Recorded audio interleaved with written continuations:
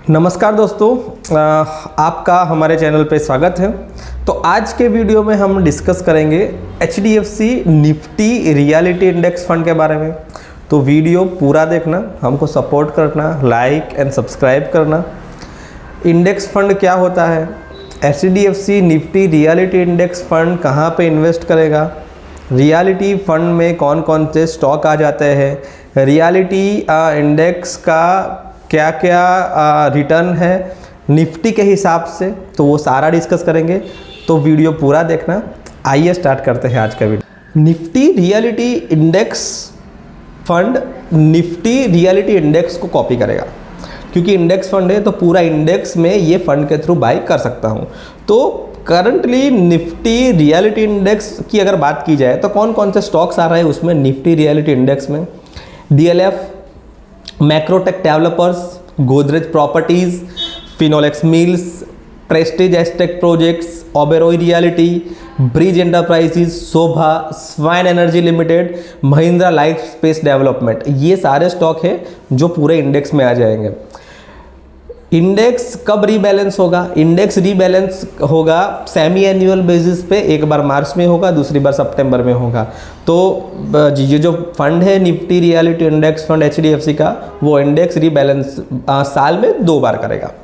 अगर मैं सेक्टर का थोड़ा बहुत आउटलुक दे दूँ निफ्टी रियलिटी इंडेक्स का, तो निफ्टी रियलिटी इंडेक्स का अभी का पी है 57, जो काफ़ी हाई पी अगर बोल सकते हैं। पीबी है 5.79 और रियलिटी इंडेक्स की अगर डिविडेंड यील्ड की बात की जाए तो 0.25 डिविडेंड यील्ड है। डिविडेंड, ये सारी जो कंपनीज़ है वो जाहिर सी बात है कि कैश रिच नहीं है तो कम डिविडेंड देगी, तो 0.25 उसका डिविडेंड यील्ड है।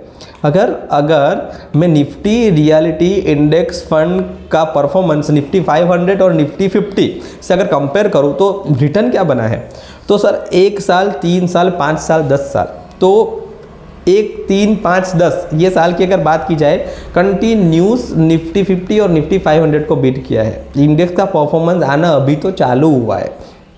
1 साल का रिटर्न है 132%, बहुत ज़्यादा रिटर्न है। 3 साल का 38%, 5 साल का 32%, 10 साल का 20%। तो इंडेक्स निफ्टी रियलिटी इंडेक्स का रिटर्न बहुत ज़्यादा है। कंटिन्यूस निफ्टी 500 और निफ्टी 50 को बीट किया है। अगर मैं फाइनेंशियल ईयर का परफॉर्मेंस बात करूं कि कौन कौन से financial year wise performance last 16 साल का क्या है, तो निफ्टी 500 और निफ्टी 50 से 6 साल 6 साल में, 16 में से 6 साल में ये जो रियलिटी का इंडेक्स है उसने निफ्टी 500 को और निफ्टी 50 को बीट किया है। तो यही इंडेक्स में पैसा जाने वाला है। तो अभी बात करते हैं कि निफ्टी जो रियलिटी इंडेक्स में उसमें इन्वेस्टमेंट अपॉर्चुनिटी क्यों बन रही है, निफ्टी रियलिटी इंडेक्स का नेक्स्ट जो है परफॉर्मेंस कैसा रहने वाला है, उसके बारे में थोड़ा इन डेप्थ डिटेल में बात कर रहे थे। तो रियलिटी सेक्टर है, तो रियलिटी सेक्टर है कि लॉन्ग डिकेड के परफॉर्मेंस से कंसोलिडेट कर रहा था, वो काफ़ी रिकवर हो गया है। जैसे मैंने आगे बात किया है कि लास्ट 1 साल का रिटर्न 132% है, तो वो कम नहीं है, बहुत ज़्यादा है। क्यों अभी ये रिकवरी क्यों आई है? क्योंकि जो रियलिटी सेक्टर में जो लिस्टेड प्लेयर्स है, तो 6-7 सालों में उसकी बैलेंस शीट में काफ़ी बड़ा सुधार देखने को मिला है। आप DLF का, शोभा का रिटर्न देख लीजिए, काफ़ी अच्छा रिटर्न आया है। क्यों? क्योंकि बैलेंस शीट में प्रॉफिटेबिलिटी इंप्रूव हुई है।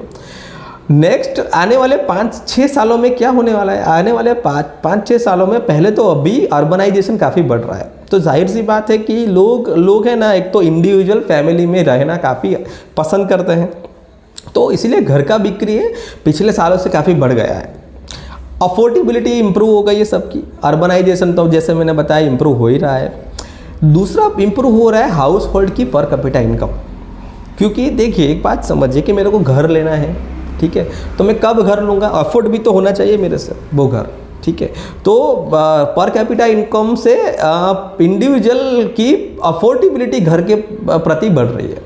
गवर्नमेंट का भी क्लियर इनिशिएटिव है, रेरा थ्रू रेरा भी आ गया है। तो ये क्या करेगा, नेक्स्ट अपकमिंग ईयर में जो रियलिटी सेक्टर है उनकी मांग बढ़ाएगा, और मांग बढ़ेगी तो ये सारी कंपनीज को अच्छा प्रॉफिट होगा। प्रॉफिट अगर बैलेंस शीट पे आया तो उसका शेयर भी बढ़ेगा। तो एक सेक्टर है, सेक्टर थोड़ा बहुत रिस्की होता है क्योंकि ज़्यादातर पूरा पैसा रियलिटी में जाएगा, तो सेक्टोरियल फंड में बहुत रिस्क होता है हालांकि, लेकिन आप अपना 2-3% पैसा लगा सकते हैं, कोई प्रॉब्लम नहीं है उतना पैसा लगाने में। अगेन आपको अपने फाइनेंशियल एडवाइज़र से पूछना है कि सेक्टर की अपकमिंग आउटलुक उनका मन क्या बोलता है, बाद में इन्वेस्ट करना है। हम तो केवल आपको बता रहे हैं कि निफ्टी रियलिटी इंडेक्स फंड में होने क्या वाला है। सेक्टर आउटलुक क्या है? सेक्टर आउटलुक माने तो फाइनेंशियल ईयर 23 में जो इंडिया में होम बिक्री हुई है वो ऑल टाइम हाई हुई है। जो ऑल टाइम हाई कितनी हुई है? 3.47 लाख करोड़। इतनी बिक्री पहले कोई फाइनेंशियल ईयर में देखी नहीं गई है। तो यहाँ से ये लगता है कि अपकमिंग ईयर्स में होम बिक्री बढ़ेगी तो ये सारी कंपनीज़ को बहुत बड़ा फ़ायदा होगा। 2020 में अर्बनाइजेशन 35% था, जो 2030 में माना जाता है कि 50% हो जाएगा अर्बनाइजेशन, एस्टिमेटेड है। इतना हो गया तो होम की बिक्री काफ़ी बढ़ जाएगी। तो होम ओनरशिप इंडिया में 2020 में 69 थी, होम ओनरशिप 69% है, जो 2030 तक 81% होम ओनरशिप हो जाएगी ऐसा माना जाता है। तो उससे क्या फ़र्क पड़ेगा? उससे ये फ़र्क पड़ेगा कि रियल एस्टेट का जो मार्केट साइज़ है, जो अभी $200 बिलियन है, $200 बिलियन है, तो वो 1000 बिलियन $, हो जाएगा। तो 5 गुना हो जाएगा यहाँ से। तो जाहिर सी बात है कि रियलिटी सेक्टर काफ़ी बढ़ेगा। हाउसिंग का डिमांड क्यों बढ़ रहा है? देखिए, हाउसिंग का डिमांड 2 तरीके से बढ़ता है, वो हम मान सकते हैं। कैसे? कि पहले तो लोगों का पर कैपिटा इनकम बढ़ा है, यानी लोगों का इनकम बढ़ा है, तो इनकम बढ़ेगा तो हाउसिंग का डिमांड बढ़ता है। दूसरा कि 2012 के हिसाब से अभी जो होम लोन की ब्याज दर है वो काफ़ी कम है, ठीक है। तो मेरी अगर लैंडिंग ही कम है तो लोग, जाहिर सी बात है कि लैंडिंग का रेट अभी वेरियस बैंक्स में अभी का रेट अगर मैं बताऊं तो 8.5 to 9.5 आ रहा है, जो 2012 में 11% था, तो उससे कम है। तो जाहिर सी बात है कि क्रेडिट मेरा इम्प्रूव हुआ है, इसीलिए home loan, lower the home loan rate से होम अफोर्डेबिलिटी काफ़ी इम्प्रूव हो गई है।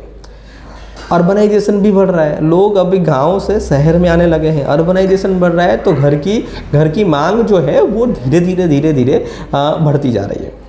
गवर्नमेंट भी काफ़ी फोकस कर रही है।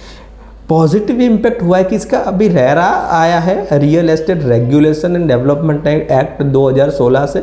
तो सब गवर्नमेंट क्या कर रही है, सब फॉर्मलाइज कर रही है। और फॉर्मलाइज अगर गवर्नमेंट की एंड से हो रहा है तो जाहिर सी बात है कि जो लिस्टेड कंपनीज है उसको इसका सबसे ज़्यादा बेनिफिट होगा। गवर्नमेंट ने एक स्कीम लाया था, प्रधानमंत्री आवास योजना, उसमें काफ़ी ज़्यादा अच्छी सब्सिडी गवर्नमेंट देती थी। एंड दूसरा भी स्कीम था housing for all till 2022। Finance ministry ने क्या कमिटमेंट किया है? फाइनेंस मिनिस्ट्री ने यूनियन बजट 2023-24 में 79,000 करोड़ है जो इस योजना को दिए हैं, जो 66% इंक्रीमेंट है प्रीवियस फाइनेंशियल ईयर से। दूसरा कि जो टाउनशिप्स बन रही है, जो सेटलमेंट डेवलपमेंट प्रोजेक्ट्स बन रही है, जो सेज एरिया में बनते हैं, उसमें गवर्नमेंट पे अप टू 100% FDI एलोक किया है। तो गवर्नमेंट का भी काफ़ी बड़ा फोकस है इस सेक्टर पे। तो जाहिर सी बात है कि सेक्टर थोड़ा बहुत अच्छा रिटर्न देगा अपकमिंग ईयर में। तो HDFC काफ़ी अच्छी AMC है। HDFC AMC का ये इंडेक्स फंड है। तो इंडेक्स फंड रियलिटी इंडेक्स को कॉपी करेगा, रियल एस्टेट सेक्टर को कॉपी करेगा। तो एक समराइज़ कर देते हैं कि रियल एस्टेट सेक्टर में थोड़ा स्ट्रक्चरल चेंज हुआ है, इसीलिए पिछले 1 साल का रिटर्न 132% है। लिस्टेड कंपनीज़ का फंडामेंटल इम्प्रूव हुआ है, उसकी बैलेंस शीट इम्प्रूव हुई है, उसकी प्रॉफिटेबिलिटी मैट्रिक्स इम्प्रूव हुआ है लास्ट 6-7 साल में। तो आप ये सेक्टर को देख सकते हैं। इंडिविजुअल पूरा पैसा रियलिटी सेक्टर में जाएगा। So one should not put their money up to 3 to 5% of their portfolio.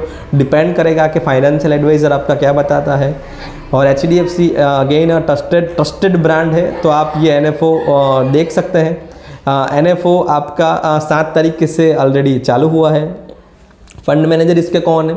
Fund manager है निर्मल मुखारिका और अरुण अग्रवाल जी इसके फंड मैनेजर है। उसका बेंचमार्क क्या है? Nifty Realty index. कोई एंट्री लोड नहीं है, कोई एग्जिट लोड नहीं है। तो this is all about this fund. अगर आपको वीडियो अच्छा लगे तो शेयर करना। Thank you very much for watching this video.